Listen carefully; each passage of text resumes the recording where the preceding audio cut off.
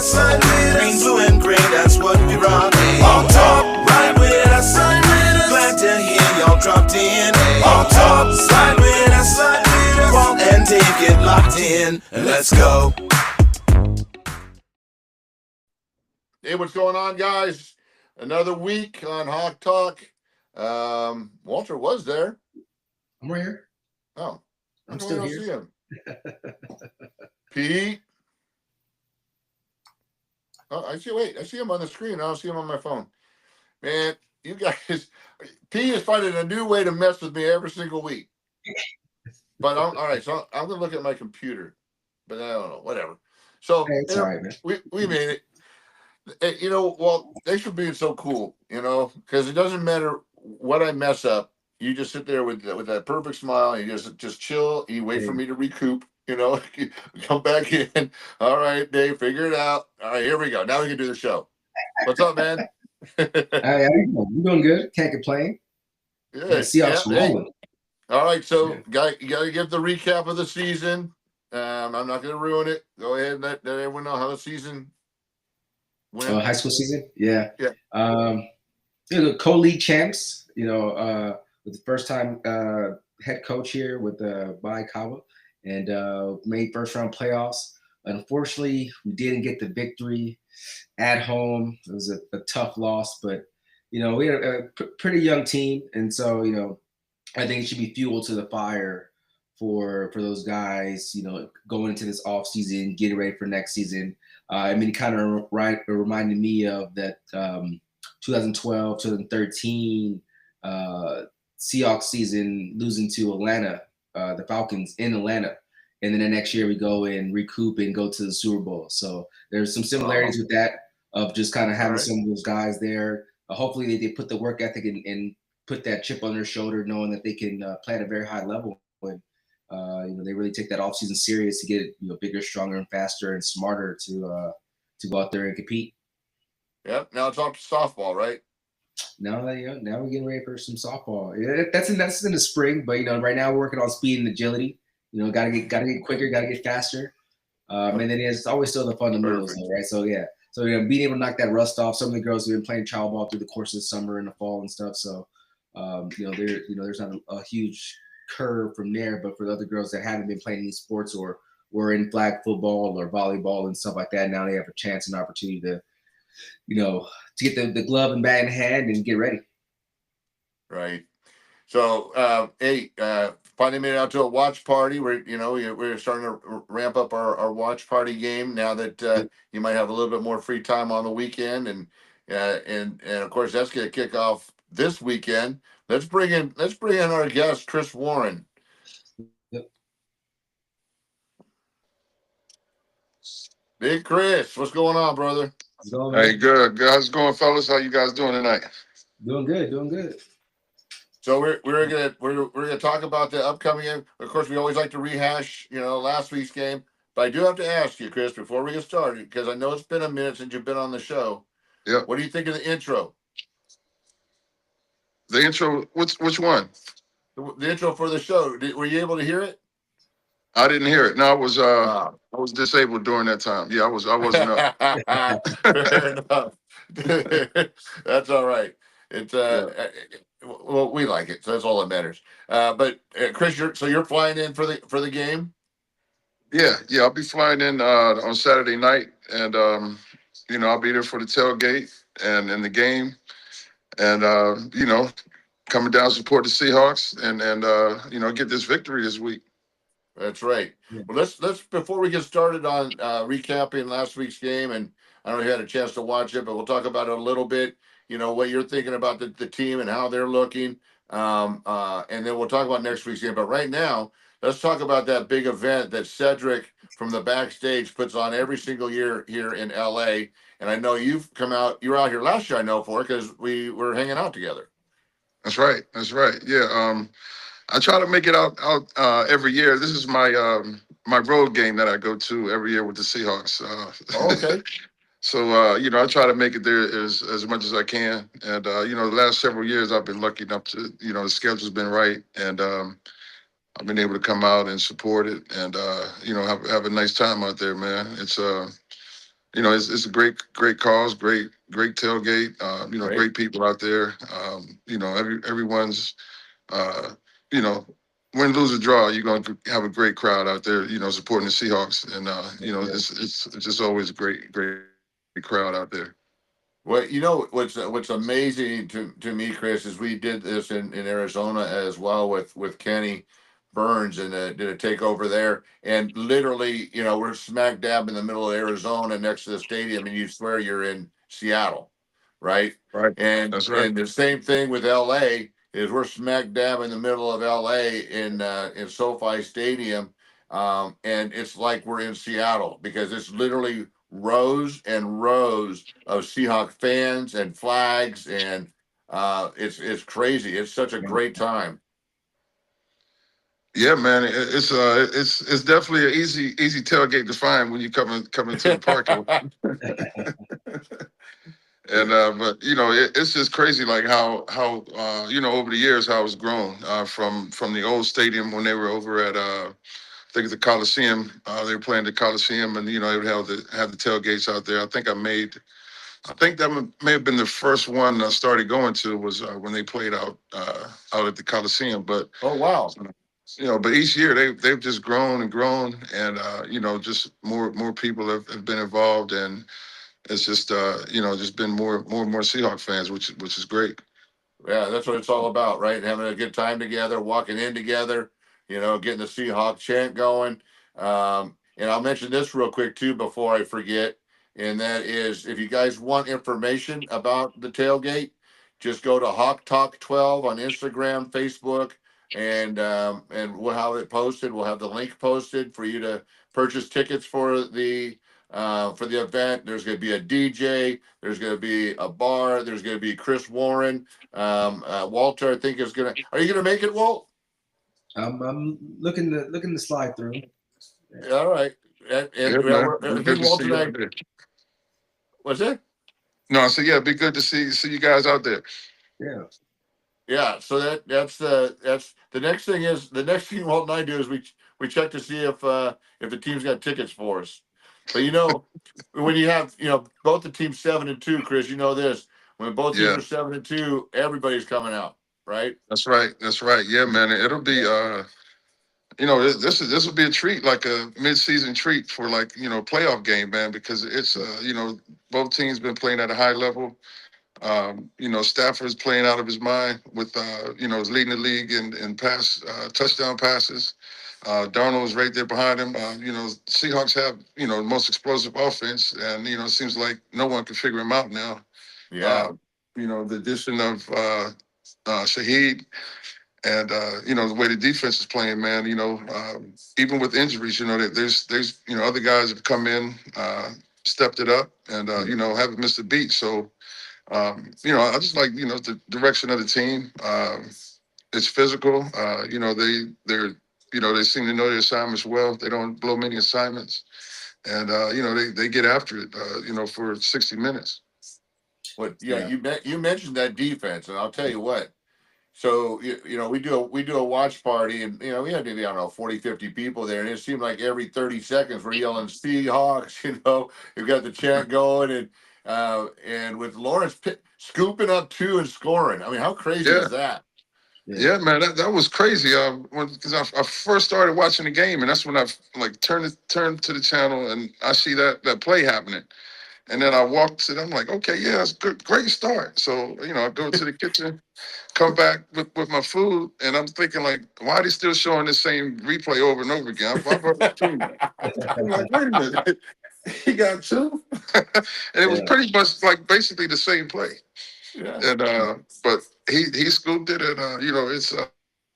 When things like that happen for you, that means you're in the right place. You're playing where you're supposed to be. You're in the right gaps, and the big plays come to you when you're doing what you're supposed to do. For sure. And I don't know if I'm sorry, Walt. Were you gonna ask him something? I didn't want to step over you. Oh no, just saying for sure. I mean, yeah, just the way the defense has been playing. They've been playing, lights out, almost air-free football there, and looking to compete for a Super Bowl. That's the one thing that you have to have in tow right there. The defense, special teams, and offense is kind of everything's clicking right now. Hey, I have to be, wonder, like, being a running back, if you're sitting on the sidelines, like, dang, D lineman's got more touchdowns than me. Yeah, That's man. You're like, bro, I got to step my game up. Something's wrong. I got to get at least two. yeah. That's a good problem to But have. that's, yeah, yeah. I'm sure Lawrence is bragging all week long in the locker room about having scored those two touchdowns more than the running backs. Yeah. Sure. That's awesome. So that was it really was pretty amazing. We were in Arizona, as I mentioned, for that Phoenix game, for the first Cardinals game, and it was like, holy smokes, we did the same thing. We ran up like 21-3, and I'm like, Mhm. let's not get too crazy now. Let's Yeah, not get yeah. too crazy. But of course, they didn't have the kid. They didn't. Not to take anything away from Jacoby Brissett, but they didn't have That's right. that kid that just makes stuff happen, and they're Yep. never out of a game, which they proved. And we're having to kick a field goal with no time left to win, even though we were up by a bunch of points. So let's then transition that into this week's game. And I don't know how much you've been watching. It sounds like you've been watching quite a bit, Chris. But I'd love to hear you and Walt talk about like this week's matchup with Stafford doing so much and our defense. That is going to be something's got to give. Yeah. Yeah, It's funny 'cause I didn't watch the game this past weekend. So I got some of the highlights and everything. The game in the region was the Niner Rams game, so I got to see that game. Kind of taking a sneak peek of what it's gonna look like for us. I feel our game's gonna be a low scoring game. I think it's gonna be that playoff type of game because you're going against two solid defenses. I think offenses are gonna have to find a way to be able to move the ball and get points, which again, for us being able to stop them is going to be crucial. But can our offense find a way to find that run game? I think we had a solid rushing game this past weekend, but we still haven't seen that breakthrough from our rushing attack so far this year. I think you probably tested that, Chris. But it's coming. I think it's better to have it later in the year because you get into the colder months. You get into that playoff football to where that controlling the clock and being able to run the football is going to be crucial. I think we're just gearing up for that because I know we obviously the past has been what it has been with JSN and Sam Darnold out there and some of the other guys that's been making plays. But yeah, I think it's going to be a tough battle. I think we give it on the road because I think we played well on the road. We don't play. We get a little sketchy at home, but on the road, I think we play very solid. And I We're think undefeated. Yeah, it's gonna be one of those games that we'll need for sure. What do you think of our run game, Chris? This year over the past few years. Well, over probably the last 2 years, I'll say since McDonald has been there, it's been a progression. It seems like Charbonnet is coming around, to becoming more comfortable with the offense and what his role is. It's kind of difficult when your main guy has been missing a lot of time. K9 is missed. He's been in and out. Throughout the last couple of years, but he seems to have gotten himself healthy, and he's explosive. He can take a home run from any part of the field. So. Mm-hmm. Having him and Charbonnet as a 1-2 punch is a great combination. Two young backs, two different styles. Charbonnet's more of a slasher. Similar style to what I had. He's runs his zone, inside, outside zone. You can toss it to him. You can run him inside. K9 is just he's a game breaker. He can give you 12 carries, 130 yards. Catch the ball out of the backfield. So I see that as just being the next progression in the Seahawks offense is just getting that running game going. Of course, the passing game is what it is, and dynamic. What more can you say about the pass game? Once the run game catches up to that, we'll be able to put teams away a little easier. Wear teams down in the fourth quarter. Like you were saying, Walt, as the season goes on, you're going to need that running game because the defenses are going to get worn down as the season goes on. And you want your run game to be going up, the second half of the season. So I believe Charbonnet had 100 yards last week and 2 touchdowns, I believe. Mhm. So Almost here. Yep, almost. yeah, 126 or something like that. But or 2 scores. I know he had 2 scores, but so yeah, I'm looking for the backs and the run game to pick up and continue that momentum. Yeah. Well, I'll tell you when you said Charbonnet runs much like you, I'm going okay. Let's get some Chris Warren numbers then. If he runs like you, I'm ready for that. That would be great.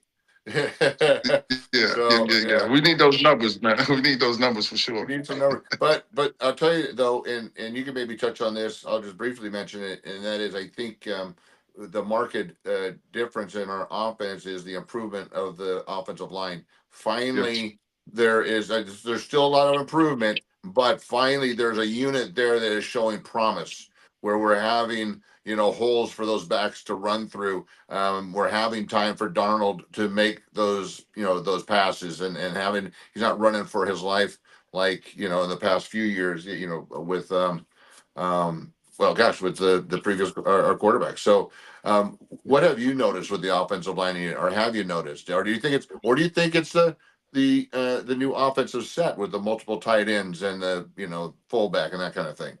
Yeah. It's a combination of things. Having that adding the fullback has been been a help for the run game, of course. Having that extra blocker. The line seems to have more consistency. We've been able to start the same starting 5 for majority of the first half of the season. Mhm. I think the center is injured now, but the guy that's replacing him was a starting center before, but he had to he got beat out somehow, so now he's back in the fold. So um, yeah, so I see the offensive line. They're more physical. They're a lot younger than they were in the past, and it doesn't seem to have just patchwork here, and then some other guy that's just filling in. But um, from what I've seen this year, they have definitely improved a lot. That's the biggest part to I think the success of both sides of the ball has been the offensive defensive line improvement from last year. And I think that is the key for this week's game. Yeah, everyone talks about Stafford and the year he's been having, but frankly, he has not seen a front and the pressure that the Seahawks have been bringing this year, and not just one game. It's every game. They're bringing pressure. They're bringing sacks. They're bringing turnovers. And I think that is going to make a big difference. No quarterback, I don't care how old you are or how good you are, likes to be running around and picking himself up off the dirt. 3 times a series. That's right. Yep. Did you have Max Strong blocking for you at all? I did. Yeah. Yeah. Yeah. Yeah. Mac was my rookie. Mac came in I think '94, Oh, okay. and yeah. So yep. So Well, Mac was there. I think Mac was there 3 years. Mac blocked for me for 3 years. all right. So that when you got a cat like Max Strong leading the way for you, that helped a little bit. Yeah. Oh yeah. That helped a whole lot. I was the first back that he blocked for that got 1,000 yards that started his long streak of you know backs that he's blocked for throughout his long career. Mac, Sure. yeah, he was he was he was a dual threat back when he first came into the league. He could catch screen passes. He could put him at tailback. He could run tailback. He was just he bring his hard hat to work every day, and he just was a football player, man, through and through. Yeah. He'd grind it out. He knew his assignments. He was tough as nails, and you could always count on him to make the right decision, make the right play every time. Yeah. Because so after you, it was Sean, right? After me was Sean. Yeah, yep. Yeah. Oh, So yep. we Oh, had Mac on the show. Ricky Waters, and then Sean, I think, Oh my and then gosh. and then Okay. Marshawn. So hey Walt, remember we had Mac on, and and I like posting pictures of guys that are going to join the show. Yeah. And I'm scrubbing, and I found a picture of Mac actually carrying the football, and he goes, Was he he holding goes, it like this? he goes, yeah, he goes, where did you get that? He goes, with Warren and Sean, and he goes, I never touched the football. He goes, That's where'd you funny. find a picture of me carrying the football? He's got the football in a headlock. Come on. Yeah, how's he hold that ball like that? That's it. Well, Yeah, hey, man. Pete, let's bring Diarra in and see if she wants to hang out with us a little bit. She has kind of a feel of what old men do. We talk about football. Yeah, it was nice listening to you guys. Yeah, did you garner Yeah, it any wasn't. insight? Yeah, it wasn't no old man talk. Y'all are talking about now. So what do you think about the Seahawks right now? And that's so crazy that you asked that because I literally just recorded a video earlier today about my just raw thoughts about this team, and I haven't posted it yet, but I think Pete? that I feel very content with this team. I think that we haven't been like this in like the past 3 seasons. Even the last season that we had Russell Wilson, we did not make the playoffs. We made the playoffs the first year with Gino, got kicked out in the first round, and then didn't make him the past 2 seasons. So now it's like, okay, like we can actually go somewhere. And I'm very content with this team. There's a few areas where I'm like, they it could be a little bit better, like what you guys were talking about, the run game. That right there has got to it's got to improve for sure, and it's got to improve soon because we're going to need it. Like we like what y'all were saying, like we're going to need the run game, and I know they can do it. Like it's gotten to the point where I'm like, I don't even know what's going on with them anymore. I don't know if it's the play calling, I don't know if it's the line, like the blocking, like I don't know what is going on, but they got to get it together. So my overall Well, answer, I'm really happy with this team that we have. now Chris Sounds did good. point out Charbonnet had 126 yards and 2 touchdowns last week. How much Yeah. more do you need to feel confident? See, when I say that, I'm mainly talking about Kenneth Walker. Like All K9, right. like he's our main guy. He's still our running back one, and it's looking like, Charbonnet might take that job. And I mean, Wow. I don't care who takes the job as long as they do their job. Take But it. it's like we know what K9 can do. We've seen it. And he's not injured. So it's like it's and then some plays like you'll see like they'll run the same plays for both of them. And Charbonnet, he'll get the yards, and then when Kenneth Walker comes in, nothing happens. And it's like, what is Hmm. going on? Like this is not him. Like I don't know what it is, but I really hope that they get it together. And yes, you said he had all those yards and all that, but it's like just watching, it's like they're really not doing much. Like Hmm. maybe it's just me, maybe I'm totally wrong, but just by look like not even statistics or anything, no numbers, it's like by watching they do need to improve. It's So not flashy. Maybe it's to your yeah. point. No, and Yeah. and and Charbonnet only had 83 yards and 1 touchdown this past weekend. Oh, Chris gave him all kinds of credit. But I mean that's probably one. I mean he hasn't broken 100 yet, but that was close to it though. I mean that's been kind Yeah. of like the thing through the course of the season though. Like we haven't had that 100-yard rusher. And then at that was towards the end of the game when we were just trying to run the clock out. It's like when we need them out there, because Sam Darnold's not going to always be able to throw that ball. Like you're going to go against a secondary that's like, no, that's not happening. And our run game has got to be there. And if they're not, it's like, well, Well, got to rely on the defense. that's It's spitting some unfortunate because none wisdom. of our rushers, both of them, haven't rushed over 100 yards this season yet. Really? Nope, not one. What are we averaging total rushing? Because it's by committee a little bit. Yeah, it is by committee though. But what are we averaging per game Give, rushing? yeah, give me a second here. All right. And Chris, were you ever in a backfield where you were splitting carries? Oh yeah. My last 2 years in Seattle, I had to split carries with I forget. I think Lamar Smith and I don't know who else. I think Steve Broussard. But Oh, yeah. So this was a whole nother deal when Coach Erickson came in with uh, all of his his Miami people from University of Miami, and it was just I wasn't one of his guys, so my carries went down, and yeah. so And, and, that and was how that it, went. but guess what, Chris? You win because they went to guys we don't even know their names. So Right, we, I know. so But whatever, coach.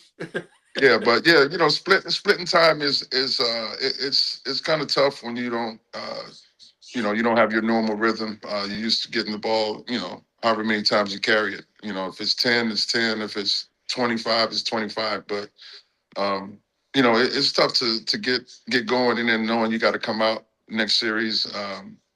Then the next guy has to come in, or I don't know if you're alternating. I don't know what the rotation is, but usually go a couple series and then you switch it up a couple series. Then you figure out who has a hot hand, and you go with that guy in the fourth quarter. So it's something that they definitely have to work out. I would like to see one of those guys have a breakout game, this year. By now it should have, one of them should have had Game, a yeah. breakout game by now. But it's second half of the season is coming. Passing game's been working. We're first place, so if we can get better, that's even more for us. So I'm just excited to see what they can do. But there is some concern about the run game that definitely has to pick up, be more consistent. And Hey, I think Walt. with Yeah. the guys too sharing carries, not one guy is getting all the workload and getting banged up.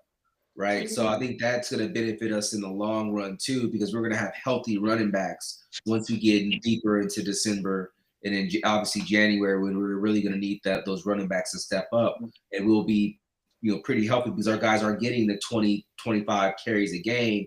They're in that 8 to 12, 15 maybe on the high end. But that splitting time is actually, I think, benefiting us in the long run. Like you And said, like another we're really halfway through the season, so. another thing I want to point out is that I fit maybe it's not even them. Like maybe it's something that Mike McDonald doesn't really like. We know Pete Carroll and the Seahawks, they used to be a run heavy, run first team. Maybe that's just not Mike McDonald's thing. Maybe he likes the passing game more. Some teams are more, yeah, we're running the ball. Like that's our thing. And that used to be our thing. And I feel like as fans and stuff like that, like that's what we expect, we want to see that. But maybe that's, things have changed. When Pete left, things changed, everything changed. So maybe it's just, maybe Well, certain players aren't fitting the scheme anymore, like things change, so maybe that could be a factor also. I'll tell you, Diarra, producer Pete, who handles all our back end stuff, threw up the stats, and we're only averaging 107 yards a game, and that's 17th in the league. So we're right in the middle of the pack, but only 100 a game is right on point for what you're saying is that Kubiak's offense is based on the run, setting up the play action and setting up the pass. That's Mm-hmm. why he runs two tight ends, three tight Yeah. ends, single Yeah. receiver set, fullback, tailback sets is to control the ball. So it just so happens that we're making more yards or we're more efficient with the pass right now. But I don't go away from your point because you're right on point. We should be doing much more than 107 yards a game with the backs that we have, and then we just need that young line to continue to grow and gel and make better holes. So I think you're right on point. Um, you know what though, let's talk about positive stuff because there's no way you can talk about our defense and not have positive stuff to say. And if you do, Diarra, then you're off the show. No, I'm just kidding. What, so give us, you were on point with the running game. Give us the assessment of the defense. Now you said positives, so Yeah. I'm gonna start with the D line. All I right. have no complaints about them. Like All right. they're doing their job. Like they're doing their job. Every single player. And when your starters are injured, you're like, oh man, here comes a backup. But nope, them backups are ready. Tyrese Knight, he was ready. And it's just it's great to see that, you know, your D line is getting after these like our I think we're first in quarterback pressure rating, if that's the right term. I think we're first in the NFL, and it's like, that's a huge factor for us because we're getting to the quarterback and it helps out the secondary. Now with the secondary, I like all of our players, and look, a lot of the Seahawk a lot of the 12s were like real big on getting rid of Tariq Woolen, and I was one of the ones that was vouching for him. I'm like, look, y'all are not going to be saying this soon. Like he's going to turn it up. Like we know what Tariq Woolen can do. We've seen what he can do, and he's going to get there. He might be going through something, but he's going to get there. And these past 3 games, he's shown that, he's still that guy.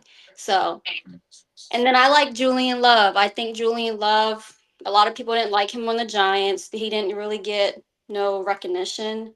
But on Seattle, it's a whole different thing. Just like with Josh Jobe, it's a whole different thing. I think the scheme that we have, the players that we have, they all work very well.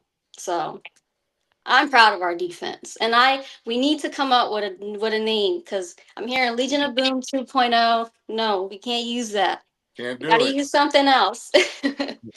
So we'll leave that up to our Legion of Boom member. Hey, so Walt, first of all, you can break down her assessment. And let me know what you think. And then you've got to somebody's got to start thinking about a name for these guys because we're already chomping at the bit to give them something. Yeah, I mean, you hit it on the head. I mean, guys have stepped up, and it's next man up. That's always the kind of the saying, and guys got moved from different positions. If you're talking about Kobe Bryant going from corner going to safety, especially in the event with the Julian Love being hurt, I think that's a good spot for him there. Having transition from corner to safety, you have a guy that can go down and cover. You don't lose anything from that standpoint. Then you can also go down there and is a sure tackler as well. The defensive line is just getting so much pressure, and I think that's going to help a young secondary group in any secondary group, old or young, to be able to make plays when you're able to apply constant pressure like they've been getting. They had 5 sacks this past weekend, and so many different pressures. That's huge, for a defensive back group to be able to just be confident, knowing that your guys up front are being able to get pressure and make plays and get sacks. And then, now the quarterback, gets a little antsy back there and gets opportunity to throw the ball up. And, that's an opportunity for you to go make a play and get an interception there. Obviously we didn't pull one down this past weekend, but, if we continue that up, that's going to, they're going to start coming our way in big folds. So I think it's going to be a great opportunity because Matt Stafford he loves his arm. I think he loves his receivers. He trusts his receivers more than the other guys on the other end. And so I look at it as an opportunity just for guys to be able to make plays and have that opportunity to have an impact on the game. And being on the road, you bring your defense, you bring your special team. So, it's going to be huge for those guys to come up in SoFi to, help us get this victory here and be the leaders of the division. So when you were talking about the front, we have so many people up front. But I don't know if he's flying under the radar or not, but Uchenna Nwosu, who has been on our roster, who comes out firing, and then at least unfortunately for the last 2 seasons has not been able to finish the season out, is on a tear, is in the backfield and creating havoc, and it's been fun at least for us and me to watch it because he lives here in Carson, and I've been able to get involved with his foundation and see what he does for the kids in the city of Carson, and what a great young man he is. So you just pray that he stays healthy and continues to do what he does. But then on the opposite side, you have Mafe and you have Lawrence and you have, I mean, it's crazy. It's crazy, this team. And so I think we're doing what, Pete? 90 yards of rushing a game. We're giving up 18 points that a leads the game. league. Yeah, that leads the league. Yeah. So just, it's very reminiscent of Walt when you came into the league. It's one of those swarming defenses. It just seems like they're standing. They swarm to the ball. We don't see this much anymore. Chris, I bet you would agree to this. the game of football, they have guys throwing flippers out there, and it's one or two cats attacking the ball, and there'll literally be a third guy 3 yards or 2 yards away, just standing with his guy. Yeah. Well, Legion of Boom wasn't that way, and these young kids aren't that way. If they can get to you, they're gonna get to you and hit you. Oh yeah. You know, Yeah. and I love watching that style of football. I'm so tired of the guys who are just kind of standing around and everyone's just picking a dance partner to make it look like they're doing something. And I like how their chemistry is. You can tell they're very close out on the field. They got each other's backs, and even like the vets like Leonard Williams and Lawrence, they're out there teaching Mafe and Byron Murphy, and those guys are learning. Even Jaron Reed, can't forget about Big Reed now. He's out there Mm-hmm. teaching them, and they're learning very well. Like it's just a great thing. It's great to be a Seahawk fan. It's great to And be a and Seahawk fan right now. yeah. And I see everybody in the chat. I see everybody in the chat. Kinda. We're working on this because we appreciate you, Cedric, Rosie. I think there was I see him in the chat, but I gotta be like Chris. I gotta get my glasses on, and I don't know where they are. And so I see names, and I'm like Pete. We got to figure out how we address the people in the chat to get them part of the show. And doggone it, I'm just looking at a bunch of blurry letters. We're getting there. We're getting there. All right. I've got to ask you, Diarra. I've been listening to you talk. I got to ask, and I hope it's not offensive. How old are you? I'm 24. How long have you been watching football? Hmm, I say I've really been into it for like the past maybe 4 years. Okay. And why? Well, I always said I was a Seahawk fan, but everyone was like, "But you don't watch the Seahawks." And like I was like, you know what? This year I'm gonna watch them, and I just really got into it. And I was like, yeah, like this is my thing. And now, like I used to be a huge NBA fan, huge Laker fan. I don't even watch NBA. Like I can't. I just can't. I'm like, there's no fun. Like everyone's like, it's fun. Like like people dunk and do all this. I'm like, yeah, but when that quarterback drops back, it's like, whoa, like what's about to happen? So I'm like, it's just different, but. I really got into it like I wouldn't say recent, but not 10 years back. And I became a fan because a lot of people ask me, "How are you a Seahawks fan?" Because I live in Maryland. I don't live in Seattle. And I've never been to Seattle. And so like, around here it's Ravens, Commanders, even Eagles now, and that's just not me. And I lived in Texas for like 12 years, and they're heavy on the Cowboys, Yeah. and that just wasn't my thing. Plus, I was not into football back then. But when I became a Seahawks fan was the year we won the Super Bowl. Now I was a bandwagon at the time. I only liked the Seahawks because that was the first football game I actually watched, the whole thing. And I was like, you know what? That's my team. They just won. I like their colors. I'm a Seahawks fan. Yeah. So I stuck with it ever since. Yep, What part of ever since. Maryland are you from? I'm in Fairfax County. I'm in Salisbury. Salisbury. Okay, out there by the ocean. Yeah, small Yeah. area. Yeah. But why did you get into football? Dad, brother, just you? I mean, Well, honestly, I'm married, so my okay. husband, he's a huge Eagles fan, and Oh boy. All right. Mhm.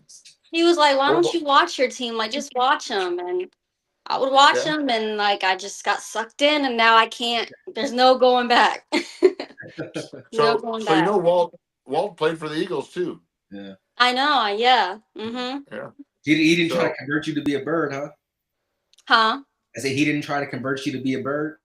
He tries every season, especially last season. He's like, we won the Super Bowl, and I'm like, well, I'm still a Seahawk. Sorry. I tell everybody that I will never switch up on this team. I don't care what we're doing, what your team's doing. This is who I rep. Yeah, there you go.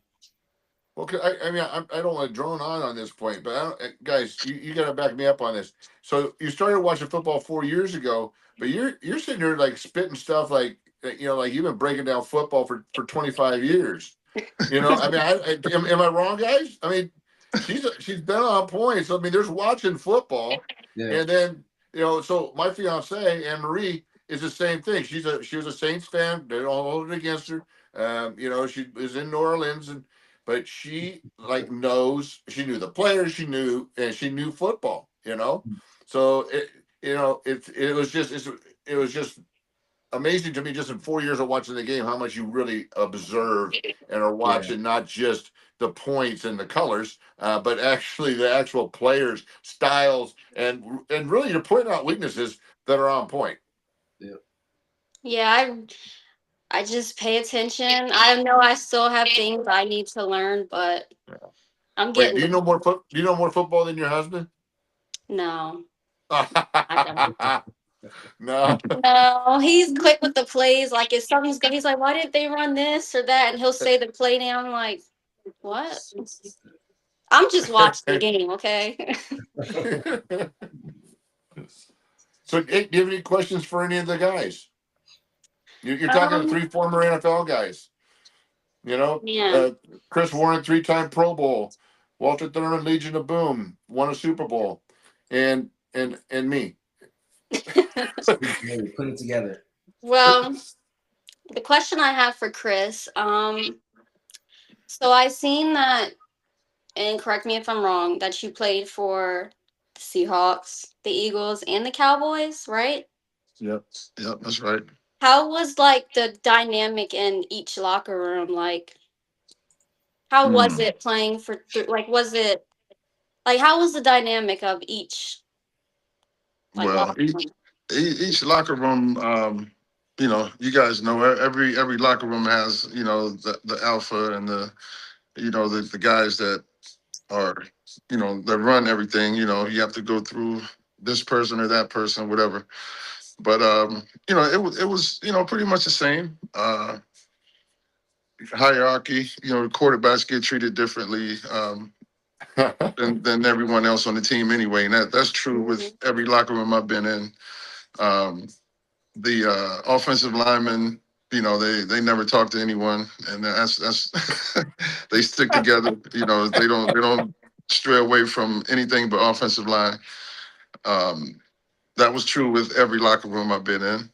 Um, as far as defenders, I've always hung out with the defensive players. I didn't have many friends on offense, believe it or not.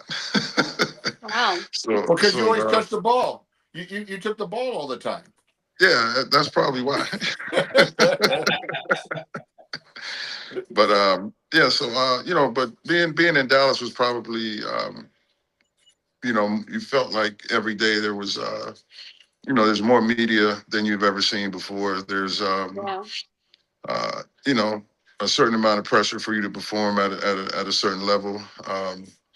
There's more media stuff you have to do out in the media, game day stuff, pre-game, post-game, during the week, radio shows. It's a nonstop thing. Really, it could be 24 hours a day in Dallas if it was allowed.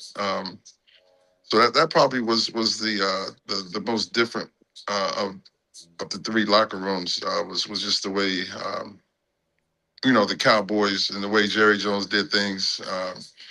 It was all teams do pretty much have first class amenities and first class. When you go on the road, you're gonna stay in nice hotels.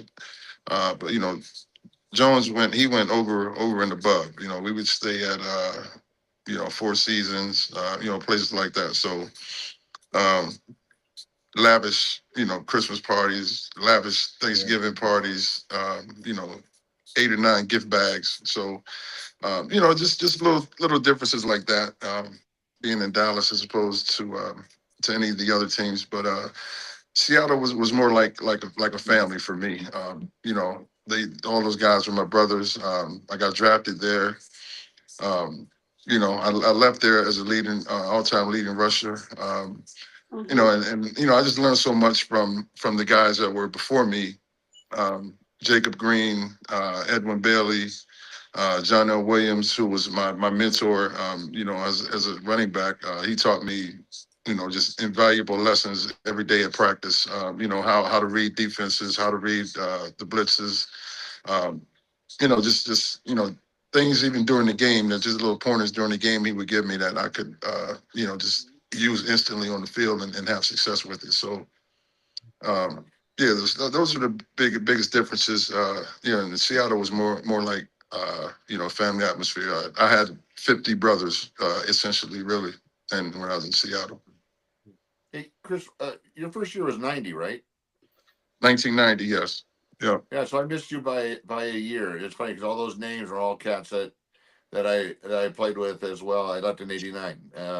Oh, yeah. Yeah, all just great personalities. To your point, they took me in as a rookie, and not a single one of them, and even EB, I was going up against him for his Yeah. position, Right. but still treated me like a young brother. You know what I mean? And Oh, yeah. Oh, yeah. yeah, it was different. Of all the coaching staffs you played for, and we'll ask Walter the same thing.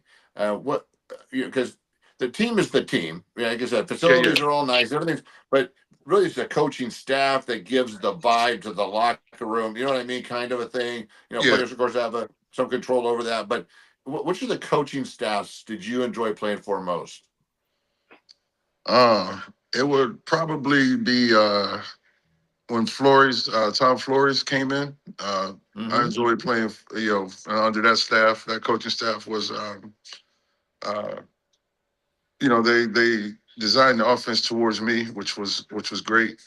They call plays that use my physical skills the best. Mm-hmm. And so that was a blessing for me. To have that confidence from Coach Flores and his staff to design the offense, basically around me. And yeah, so far as with Philly and Andy Reid, he was a genius. Playing for him it was easy. He made it so easy. The playbook was easy to learn. You knew exactly what you had to do. I mean, he was tough on you about your assignments, being in the right place. Um, all the things that coaches like you to do. Attention to details, but just like his in game, mentality and just his overall presence of coaching style and just the way he motivated us. And just the expectations that he had on us to handle it ourselves. That was his main thing: handle it, figure it out. And he gave us the blueprint for it, and we had to figure it out. So um, that was basically with Tom Flores was probably my favorite as far as playing wise. But as far as the X's and O's, Andy Reid hands down. Interesting. And Walt, you had the opportunity to play with Pete, right? Which is going to be what Diarra uh, was kind of coming into, and with the Super Bowl team. Yeah, you have shared before, but what was your favorite coaching staff?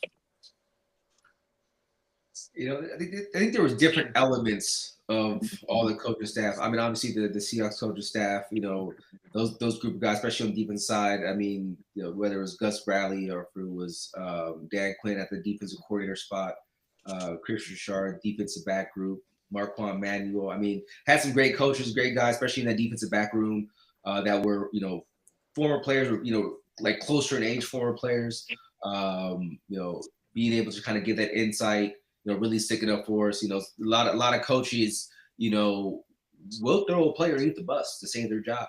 That's because everyone's out to protect themselves and their career and their livelihood in that situation. And that was one thing that I always respected with our defensive back coaches, that they would stick up for us in the situation, whether we're communicating how we were going to play a particular type of coverage. And guys getting chewed out in a defensive meeting room or team meeting room because of a blown play or whatever it looked like, but not understanding what was discussed in that defensive back room and him sticking up for guys within that. So that doesn't happen across the board. So that was something that was kind of special. Going back, like what Chris said, you can see being drafted in Seattle, it was it was a brotherhood. Lifelong friendships there. It wasn't just dedicated to the locker room. We had lives outside of that we all hung out. and spend time together to really build that kind of chemistry and camaraderie and that brotherhood. And I think that showed within our play, right? I mean, you can kind of see how we stuck together and played for one another within that capacity. Played with the Giants. I mean, I love Tom Coughlin, Hall of Fame coach, within that capacity. It was great being able to, because he understood the championship mindset, and that's what I respected a lot, with him. Even though I got injured early on in that season, and so I didn't get to be underneath him through the whole course of that year. And then going down to Philly, former college coach and college staff and familiar faces from college. So that was kind of special there of being a part of that type of group. And one of the assistant DB coaches I played with at Oregon. So that was kind of a cool experience there of and again another brother type figure that spent a lot of time with in college, and now he's here coaching within that in the defensive back room. We had another assistant special team coach that I played with at Oregon. I was a few years younger than me as well. So it was a different dynamic than Seattle, but it was cool being able to see all the familiar faces. At the professional level, them pursuing and chasing their careers as coaches. And admin personnel within that situation, and so that was pretty special. I couldn't just say which one was the best. I think they all had their different feel, their different feel and their experience of being a part of some of those teams there. But then I obviously go back to Seattle because again we had the opportunity to win the Super Bowl there within that, and all the coaching staff within that capacity though. But yeah, like Chris said, I mean it's.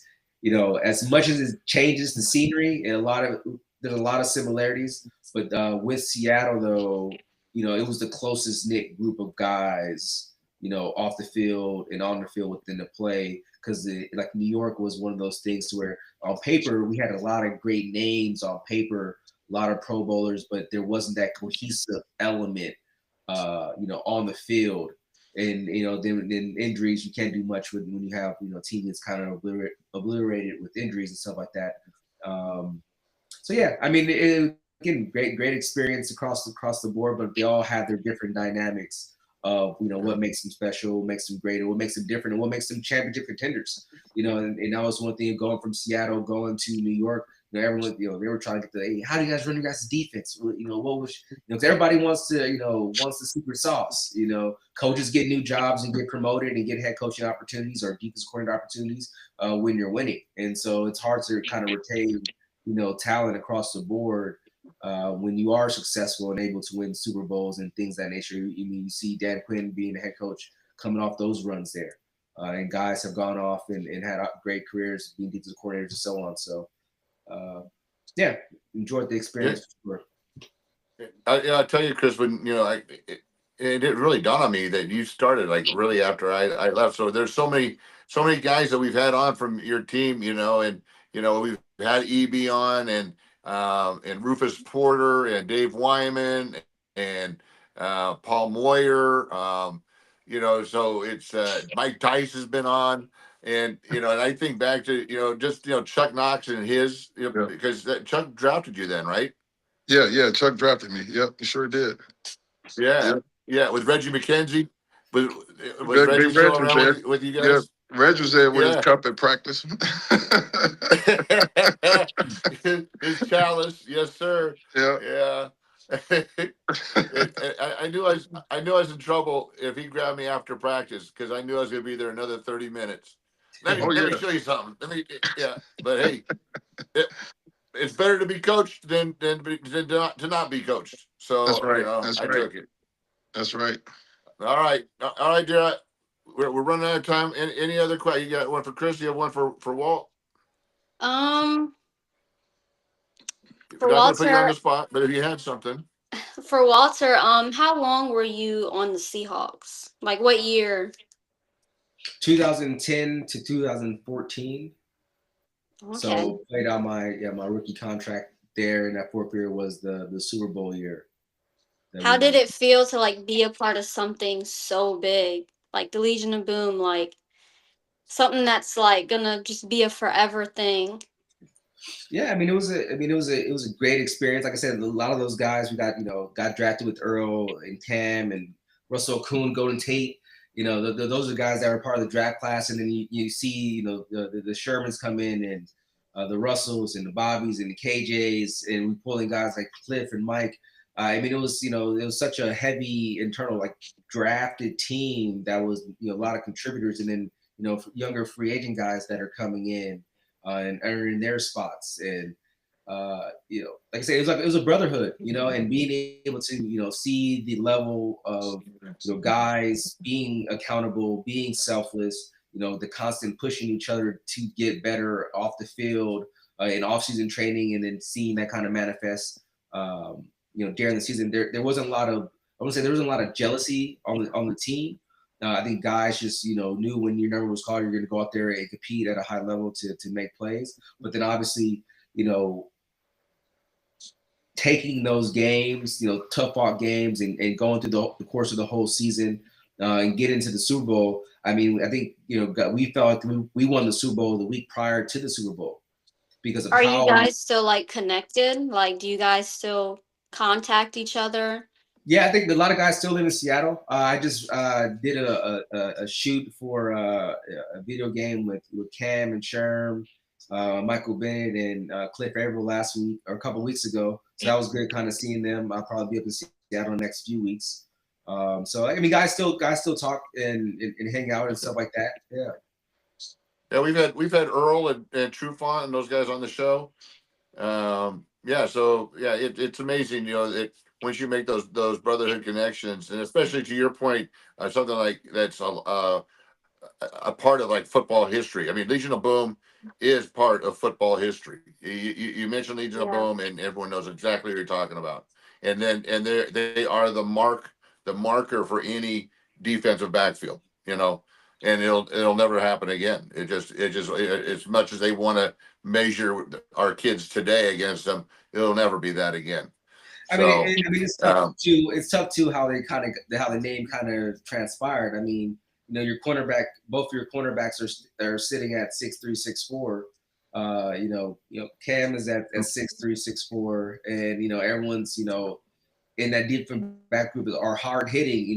Whether on the special teams or they're coming in, their numbers called. So I mean, I think the size initially kind of did it, and there was a couple of those games where some guys on offense had to pay the price, for that name to kind of transpire.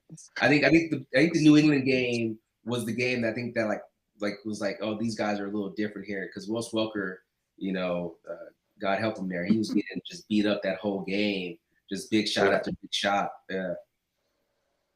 Hey, I watched a highlight video the other day. Well, someone posted it, and I think I watched it 5 times because it was just hit after hit. It was all you cats. It was just like everyone. It was like you just like taking turns and it's just a swarm. Yeah, it's like a bee swarm. Everyone's straight there. Yeah. I have one more question. I know we're running out of time, but I have one more. Yep. How was it? This for Walter. How was it just watching like Marshawn Lynch on the sideline? Like, how was it just watching this man like power through all these people, carrying them on his back? Like, just how was it to see a player like that? I mean, he's a competitor. I mean, he's very down to earth. He's very chill. Like, I mean, and still talk to him. I mean, he's always, doing a lot of different things. He's one of those guys that people say like he's doing a side quest in a video game. Like he's acting, and he's got cookbook. He's doing this, he's doing that. But like that's just the personality. But then he played like that, just fearless. Very hard nosed. Type of running back. I mean, you knew what you're getting, out of him. Each weekend.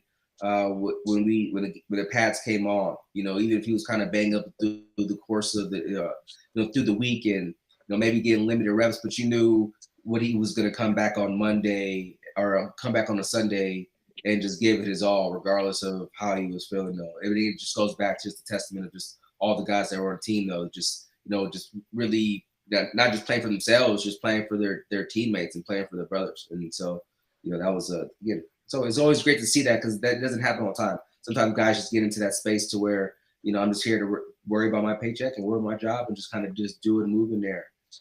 It's a totally different dynamic sometimes. Well, you're right. You're right, Diarra. It is. Yeah. We're up against an hour. It always goes quick every time we get started, and next thing I know, we're looking up, and it's been an hour.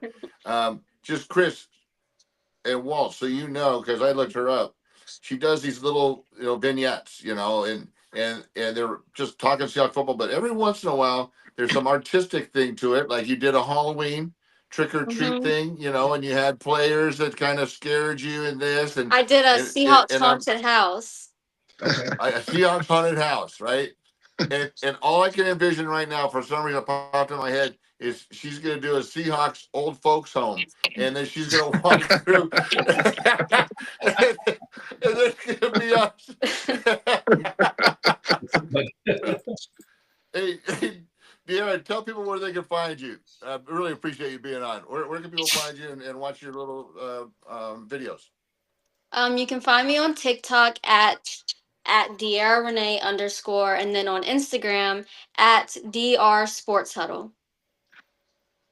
DR Sports Total. Chris, we're gonna do the thing. We're doing a big event. We will Yeah, man. post all that stuff. We'll Sure. post the links. Do you have someplace else that links are being sent that people can come and check you out at? Oh man. Let's see. Instagram at CCDub42. CCDUBB42. That's my Instagram. Right on. And like I said, we'll post the event. We'll get people to show up there. Chris Warren will be in effect, signing autographs, hanging out. I'll Walt bring is some still special. I got a undecided. couple special things to bring too. I got a couple surprise items I'm bringing out, so I'll bring it with me. Right on. And so is that going to be like a door prize, or you guys It's a going to be. raffle? I believe there's like raffles and yeah. So All right. raffles. Yeah, just raffles. Yeah. Yes. Perfect. Looking forward to seeing you again, buddy. It's always good to Yeah, see you at man. the Yeah. alumni and when you're here in LA. All right. Appreciate it. I'll give you a ring when I'm out there. All right, sounds good. And Walt, let us know when are you gonna go or not gonna go? Just I'm planning on going. Yeah, I'm planning on going. all right, good. All right. Well, good. All right. That'll be fun, man. It'll be a great time. All right, guys. Thanks for joining us. Go Hawks. We'll see you all next week. You guys have a good night. Chill, Walt. Later.